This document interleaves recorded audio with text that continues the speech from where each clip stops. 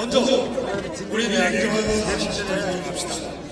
이 나라의 법치시 죽었다! 죽었다! 다음에 우리의 목표를 말합시다. 제2의 권투쟁에 나가자!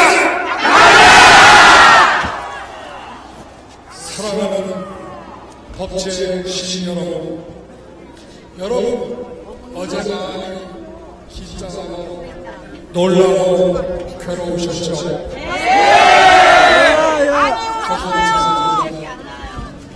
특히 저에게는 박근혜 대통령님을 끝내 법적으로 지켜주지 못한 저 자신의 무능과 무력감에 하루 온종일 괴로운 하루였습니다.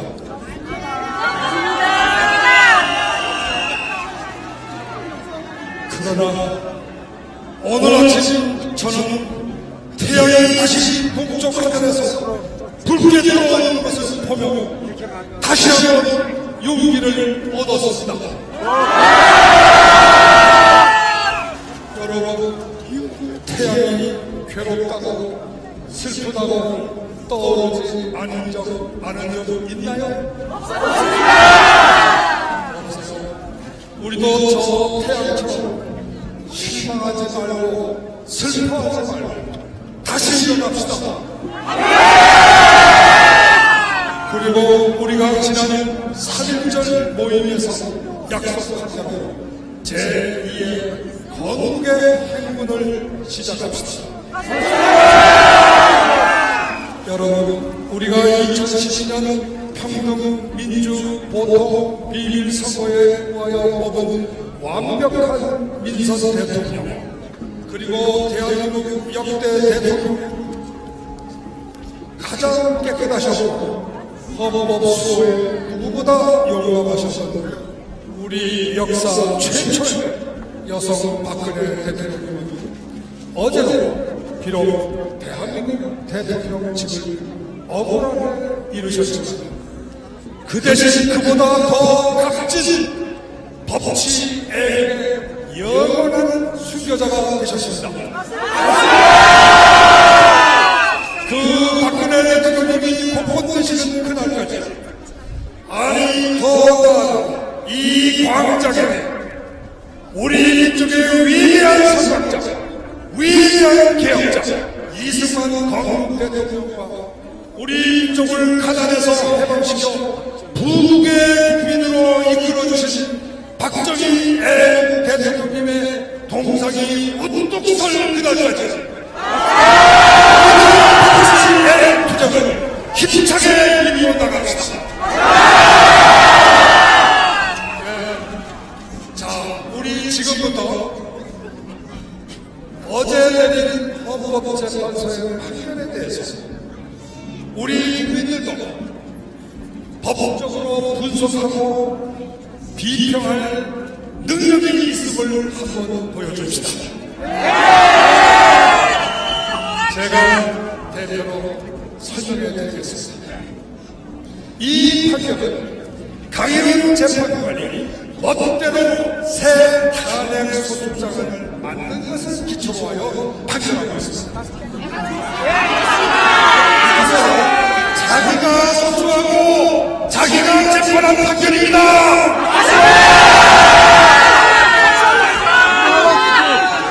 여러분, 정확하게 우리 설명해 줍시다.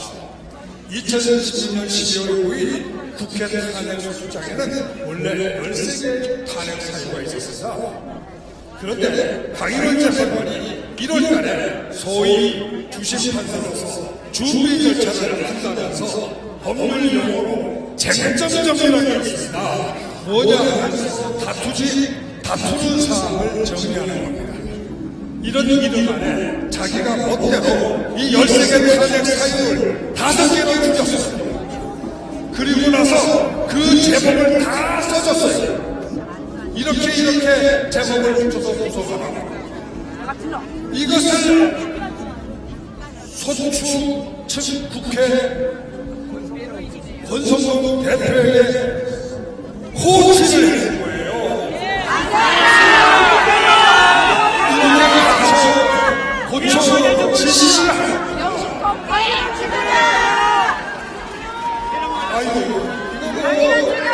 판사님이 이렇게 고쳐오면 이겨준다는데 안 고칠 사람이 있겠어요? 이거야말로 문자로 불가청이어서 고소를. 그러니까 바로 2017년 2월 1일 권성동 소추위원이 강일원 재판관이 썼던 그대로 새로운 법리 구성을 해가지고 종전의 13개 탄핵 사유를 5개의 간략한 탄핵 사유로 바꾸었습니다. 그리고는 이 탄핵 소장에다가 새로운 탄핵 소장이라고 썼으면 들통이 날리니까 중빈이라는 이름을 붙였습니다. 그래가지고 제출했는데 어저께 판결한 것은 바로 이 자기가 가르쳐준 자기가 써준 그 탄핵 소장을 가지고 재판한 겁니다.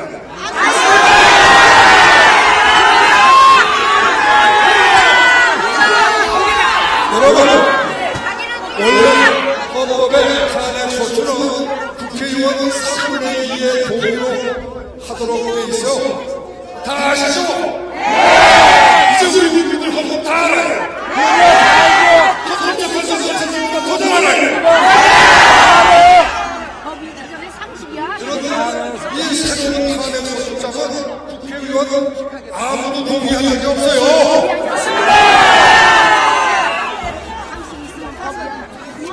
잠깐만요.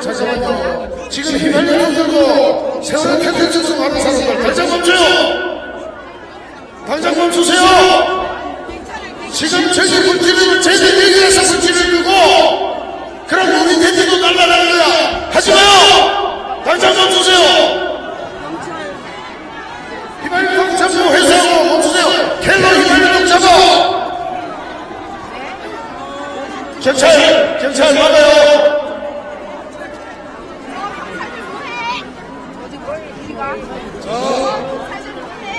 우리 공부 좀 많이 해야겠어요. 그죠? 피청구인 측에서 사실은 이거 이렇게 국회 3분의 2 동의 없이 탄핵 소추장 변경하면 안 된다고 항의했었어요. 그런데 강일원 재판관은 쟁점 정리는 할 수 있는 거야. 내 직권으로 이렇게 해가지고 무시하고. 여러분 혹시 법과대학 교과서 보시면 불구이란 말이 있습니다. 이건 뭐냐면 뭐가 고소한 거 아니라 판사는 재판할 수 없다는 거예요. 이거는 자기가 고소장을 쓸 거예요. 여러분 판사가 고소장을 쓰고 재판하는 거 봤어요?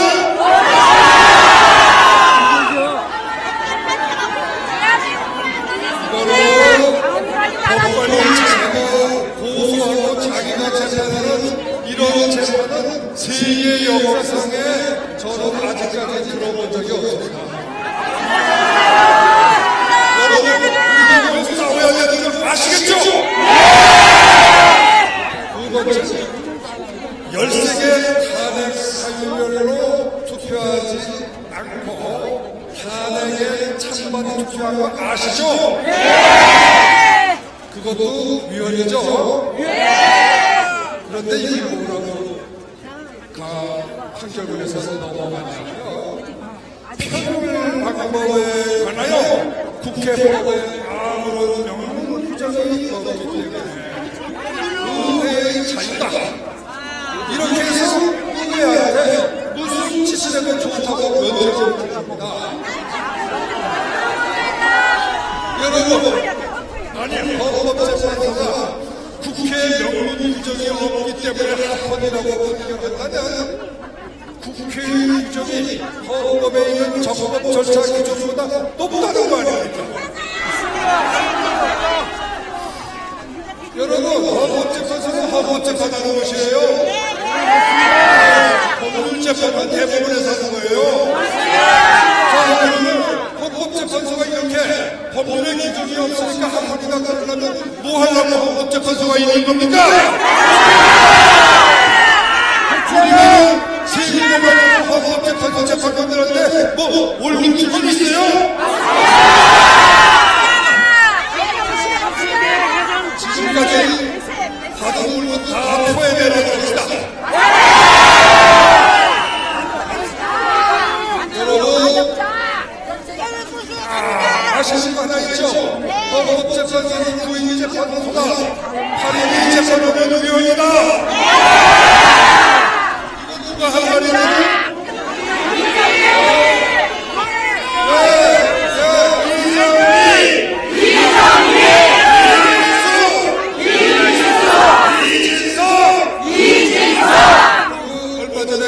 상을 받으신 여러분 아시죠? 그런데 이번에 판결문을 제가 참 이거 어떻게 빠져나가려나 싶어가지고 바로 이것부터 봤어요. 그랬더니 부득이한 경우에는 재판관 지신 이상 출석하면 심의할 수 있다는 헌법재판소 조정이 있으니까 평가를 할 수 있다는 거예요. 여러분 이거 되는 건 아시죠? 제가 좀 더 확실하게 찍어드려요. 여러분 우리 헌법 111조에 보면 부인의 재판관으로 헌법문제 판단한다 이렇게 되어 있습니다. 헌법재판소법 제22조에 보면은 헌법재판소의 심판은 재판관 전원 그러니까 부인이죠. 구성되는 재판부에서 관장한다 이렇게 명령으로 규정되어 있습니다. 7인에 관한 규정은 헌법재판소법 제23조 바로 그 다음 조항에 7인 이상의 재판관은 심의할 수 있다고 되어 있습니다. 자 그러면 심판한다는 22조 9인이고 심의한다는 23조 7인이고 그러면 이거는 심의와 심판이 다르다는 걸 전제로 한 거 아닙니까? 이거를 글쎄 국민학교 학생들도 금방 알겠죠?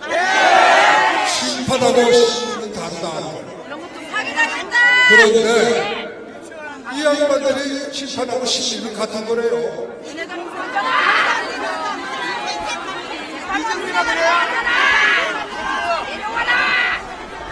자, 이분들이 무엇을 모르냐? 국어를 모르는 건 물론이고, 그쵸? 심판과 심의에 국어를 모르잖아요. 한문을 안 배우고 못해요, 한자를. 근데 법적으로 헌법이 헌법재판소법보다 위라는 것도 모르는 거예요. 그렇죠? 법률은 그 안에 있으니까 법률로 헌법을 뒤집으면 안 되는 거 아닙니까? 그런데 이런 헌법의 기본 원리도 모르고 이 사람들이 헌법재판관 노릇을 한다니 정말 놀라지 않을 수가 없어요. 아니 그러면 이거 깜빡 잊어버렸다고 할 수 없는 게 바로 2014년에 자기들이 이렇게 판결했잖아요. 여러분 이거는 고의다 고의. 아니에요. 아니에요. 여러분 고의로 헌법을 위반하면 뭡니까? 이거는 파전이에요.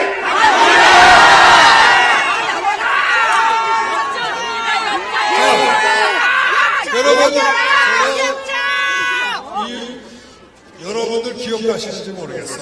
2월 27일 날 헌재에서 제가 소위 최종辩론할 때 제가 제일 많은 시간을 들여서 제가 아주 정말 참 애들한테 아르기듯이 이야기해 준 게 있어요. 고의 없이 처벌 없다.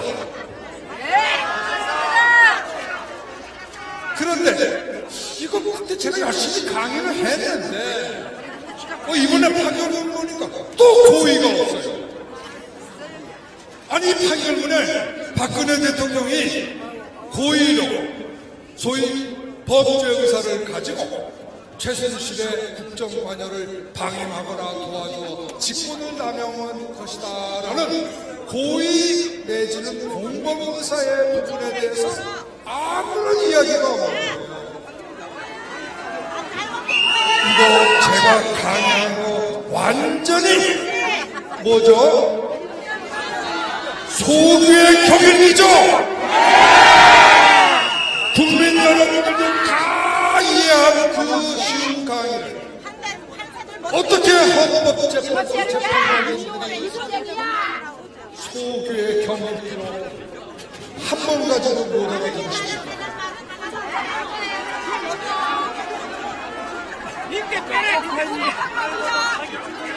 자, 아주 여러 가지가 많아서 빨리빨리 좀 짚고 넘어갈게요.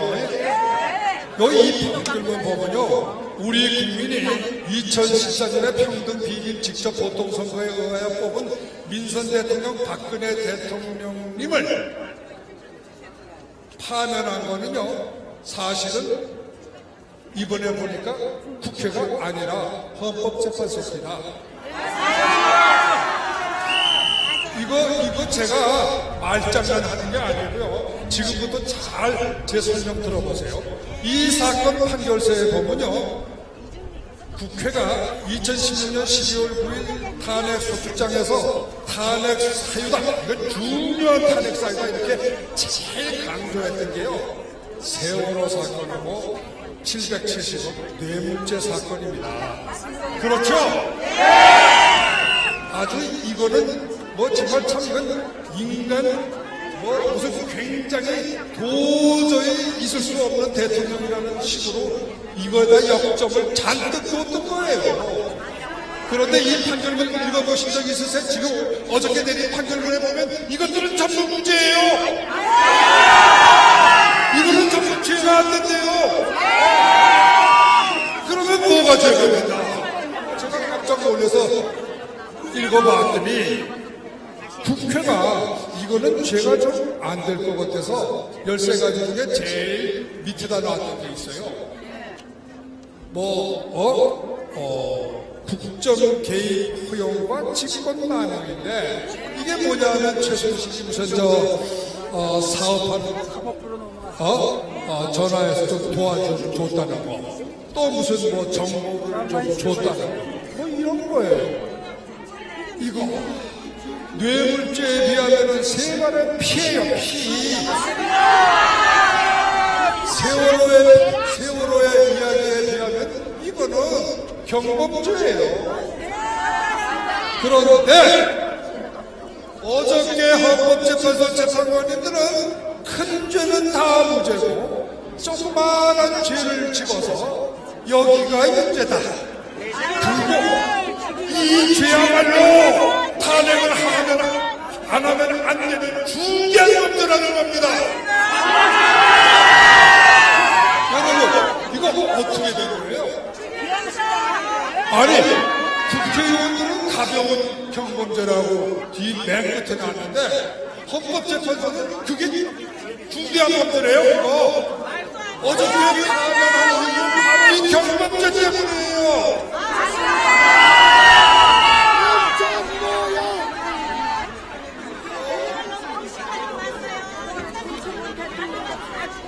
여러분,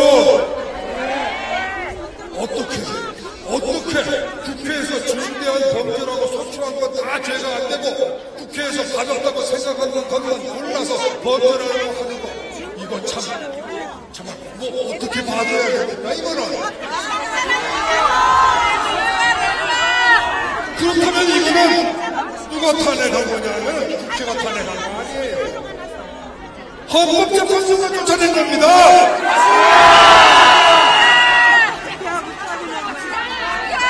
여러분, 제가 하나 재미난 건물 이론을 하나 설명해 드릴게요.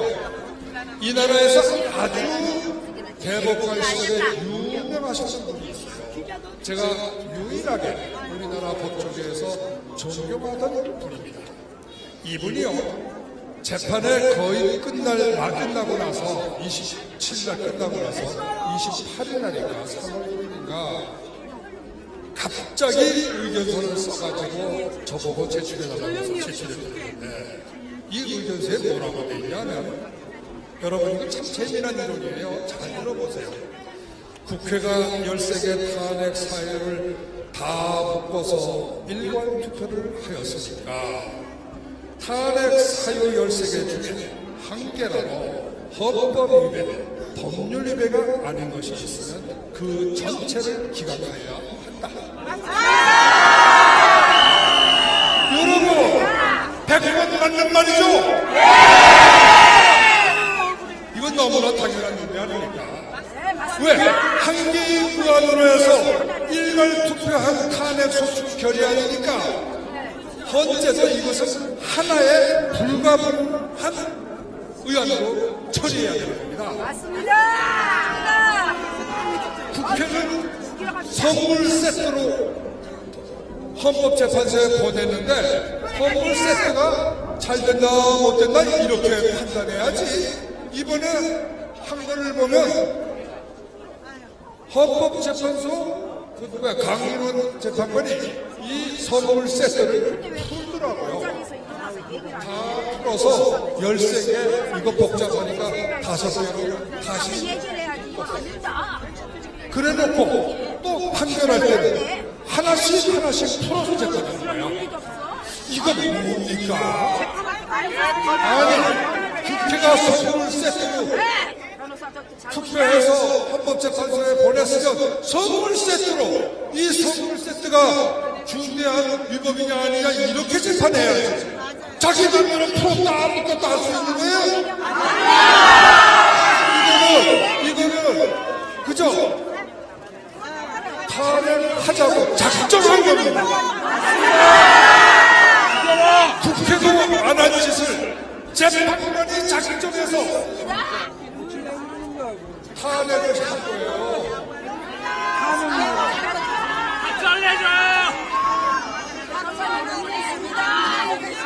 제가 왜 이번 대통령 탄핵 재판으로 소관이 이제 헌법재판소는 헌법이 규정한 독립된 특별재판소가 아니라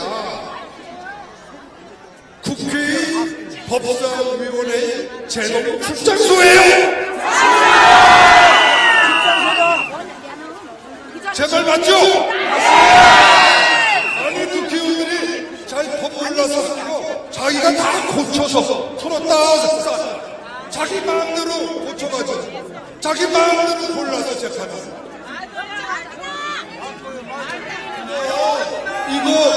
이거 국회가 어디 제도에 보내는 출장소 직원들이에요. 이런 사람들한테서 우리가 헌법재판 받을 수 있어요? 또 한 가지, 좀 시간이 길지만, 아니, 똑바로 알고 가셔야 여러분이 그 다음에 싸울 때도 뭐가 좀 이론 무장이 되어서 그래서 제가 시간이 조금 걸려도 꼭 설명을 좀 해드릴게요. 제가 여러분들 다 아시죠? 아니 국회가 증거조사도 안 하고 먼저 소추하고 나중에 특검시켜서 조사하고 다 아시죠? 소추할 때는 증거가 없었는데 재판하다가 증거가 생기는 거예요. 아 이거 웃기는 일 아니에요? 그래서 저희가 아니 도대체 증거도 없이 기소부터 하는 게 어디냐 이렇게 항의를 했더니 이걸 어떻게 설명하나 하고 제가 굉장히 궁금해서 한번 읽어봤어요. 이야 기발한 내용이 나와요. 증거를 붙이고 안 붙이고는 국회 차이가 있어요.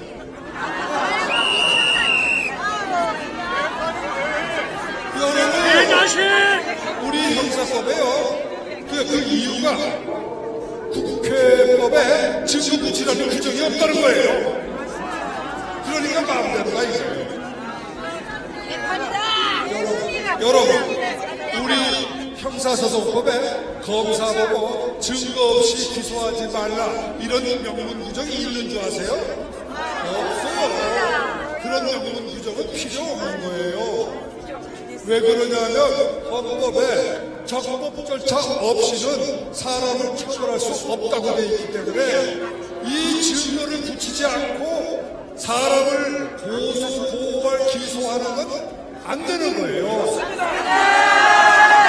그런데 아니 우리 헌법재판소 재판관님들은 법률 상식이 이렇게 없어요. 국회법이 헌법보다 우선한다는 겁니다.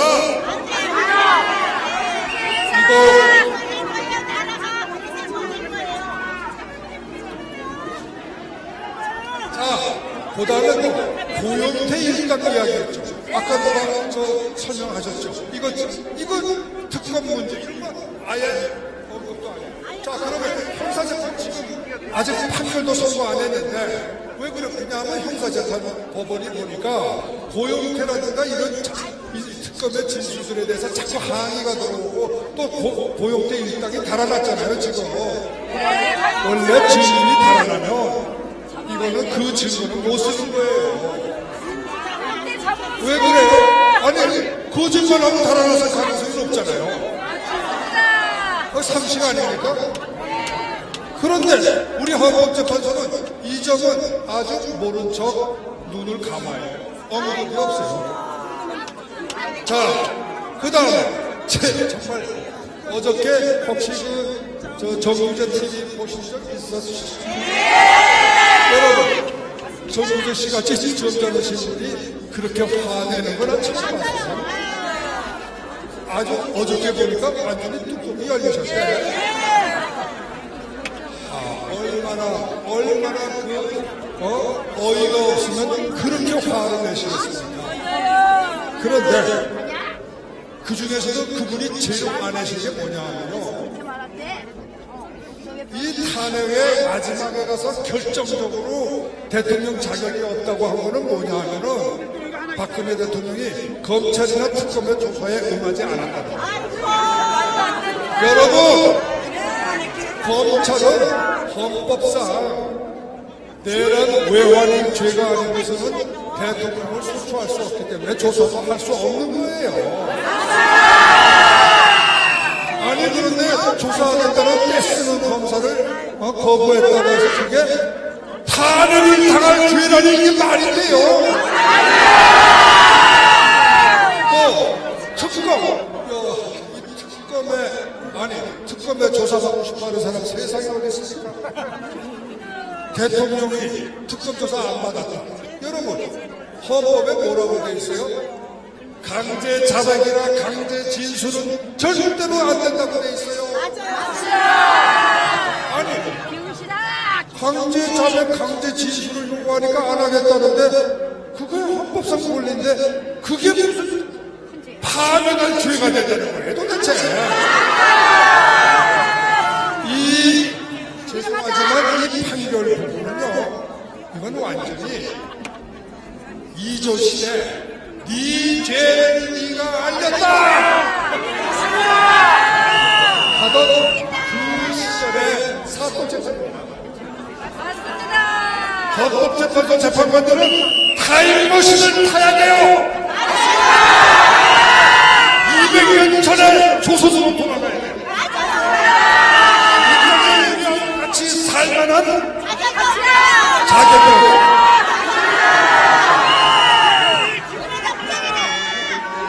제가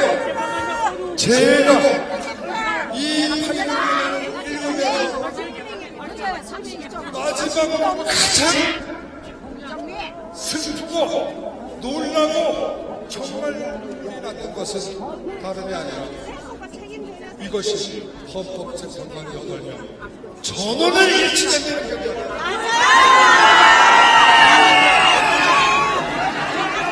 여러분, 노무현 대통령 탄핵 사건 때도 9명의 재판관이 5대4로 갈라졌습니다. 여러분, 선진국가에서는 9명 전원이 일치되는 판결을 내려면 그 판결은 틀렸다고 봅니다. 왜? 사람의 사회 상식에 맞지 않아요. 여러분, 우리 국민 중에 국민 전원이 박근혜 대통령 탄핵을 찬성하고 있습니까? 아니죠? 그 당시에도 20%, 지금은 제가 알기로 제가 생각하는 약 50% 반대하고 있다고 생각합니다. 그런데 우리 국민들의 평균 수준도 안 돼. 국민의 평균 수준은 5대5인데 헌법재판소 재판관들의 법 수준은 8대 0이에요. 우리 국민들, 보통 국민들의 평균 수준보다 아래에 있는 사람들이에요.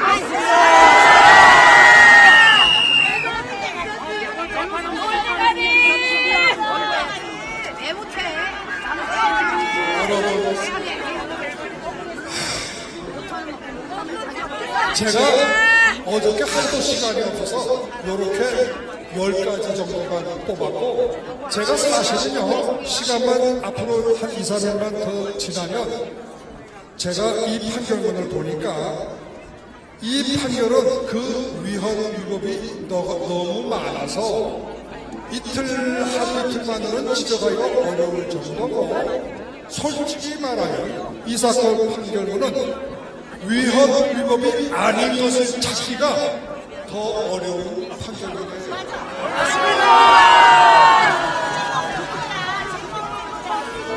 저에게 앞으로 시간적 여유가 더 생기면 단 하나라도 위헌 위법이 아닌 것을 한번 찾아보겠습니다. 제가 단언컨대 2017년 3월 10일 어저께, 이날은 대한민국 법치주의의 최후의 보루라고 하는 헌법재판소가 스스로 헌법을 파기하여 이 나라 법치주의를 자기들 손으로 무너뜨리고 사법 자멸의 날을 역사에 기록하고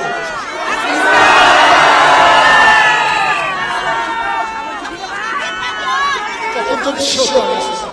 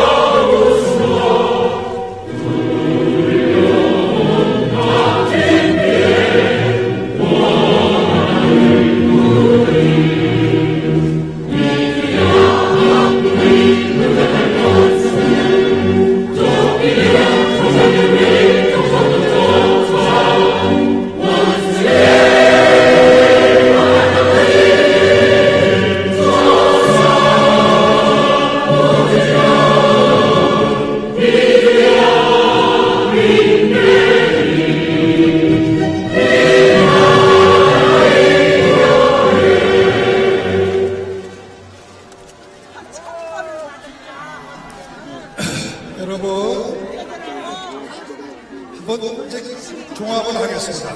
이 나라 언론은 지난 2012년 10월부터 언론기관이 아니라 수사기관, 재판기관으로 나서서 그 본분을 잃어버렸어요.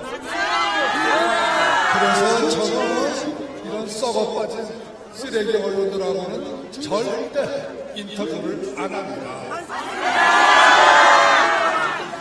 사정을 아무리 해도 안 해요.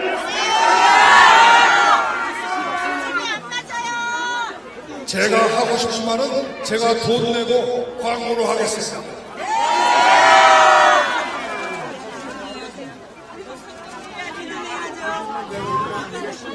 국회는 이 쓰레기 언론과 촛불 집회에 밀려서 제가 알기로 밀린 건지 또는 뒤에서 다 갖고 있는 건지 모르겠는데 뭐 그건 다 아시죠? 2016년 9일 증거조사도 없는 선거직에 온갖 범죄의 졸속한 대통령 탄핵 소추를 할 때 이미 자신의 본분은 잃어버렸습니다. 거기다 서울지검하고 박영수 특검은 2017년 2월 1일부터 90일간의 이 우리나라 역사 전대미문의 90일간의 검포 검찰 시대를 열어서 국민을 공포의 도가니에 몰아넣으면서 검찰이 국민의 자유신체 생명을 보호해야 된다는 본연의 의무를 저버렸습니다. 그런데 이제 사법부마저 사법의 임무를 길거리에 갖다 버려서 이제 이 나라 사법은 완전히 그 존재의 의의를 잃어버렸습니다. 이것으로서 이 나라 법치주의는 끝났습니다. 여러분, 제가 조금 안 좋은 이야기도 하겠습니다.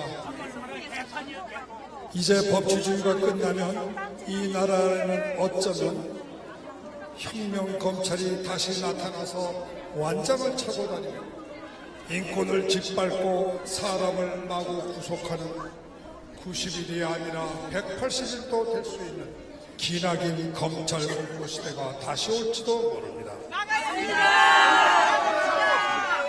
그리고 저들이 이번에 벌린 12구 정변의 진짜 마지막 목적은 조기 대통령 선거하자는 거 아닙니까? 또 공포 검찰의 위협 속에서 불법으로 졸속하게 치러질지도 모릅니다.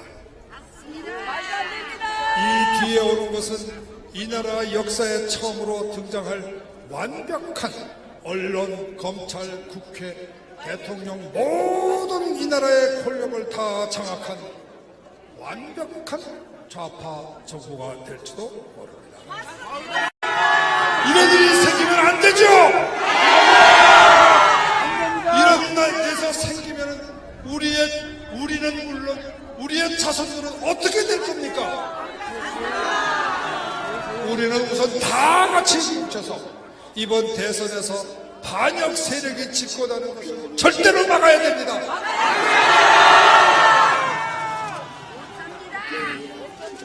여러분, 우리 다시 한번 흥분하지 마시고 냉정하게 분석해 봅시다. 저들이 오늘날 이렇게 언론, 국회, 검찰, 사법, 노조 모두 장악하게 된 것은 사실은 김대중 대통령 때도 이렇지 않았어요. 노무현 정부 때도 이렇지 않았어요. 이번이 아마 우리나라 역사에 처음이 될 겁니다. 이렇게 된 것은 결코 하루 이틀에 된 건 아닙니다. 저들은 1987년 민주헌법이 시행된 이래 지난 30여 년간 정교조를 통하여 어린 자녀들, 젊은이부터 더 나아가서는 노조를 통하여 기업과 지도층을 하나하나 자신들의 민중의 삼민주의, 즉 김일성의 주체 사상으로 세뇌를 시켰던 것입니다.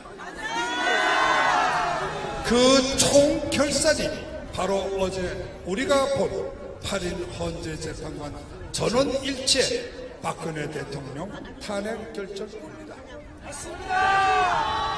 그렇기 때문에 우리가 저들을 몰아내고 새로운 언론, 새로운 국회, 새로운 검찰, 새로운 법원, 새로운 노조를 만드는 것은 결코 하루 이틀에 되지는 않습니다.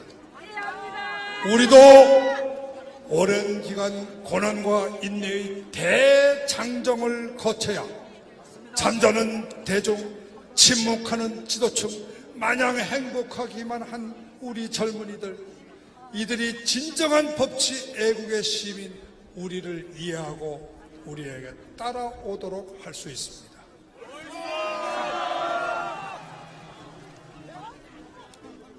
때까지 우리는 하나로 단결해야 됩니다. 건국 대통령 이승만 박사께서 건국을 위하여 처음으로 외치신 구호가 다 아시죠? 뭉치면 살고 뭉치면 살고 흩어지면 죽는다. 흩어지면 죽는다. 이 말을 결코 잊지 마십시오. 어제 이 나라에서 울린 종은 법치주의의 죽음을 알린 종입니다. 동시에 우리들에게 법치주의를 재건하여 우리의 후손들에게는 국민이 진정한 이 나라의 주인이 되고 우리를 2등 국민으로 능멸하는 오만한 법관, 검찰, 국회, 언론을 우리의 손으로 심판하기 위하여 용감하게 일어나 투쟁할 것을 명령하는 운명의 종입니다. 법치 애국하는 형제들이여 뭉칩시다. 아, 나야 사랑하는 조국 대한민국 영원하리라. 사랑합니다. 존경합니다.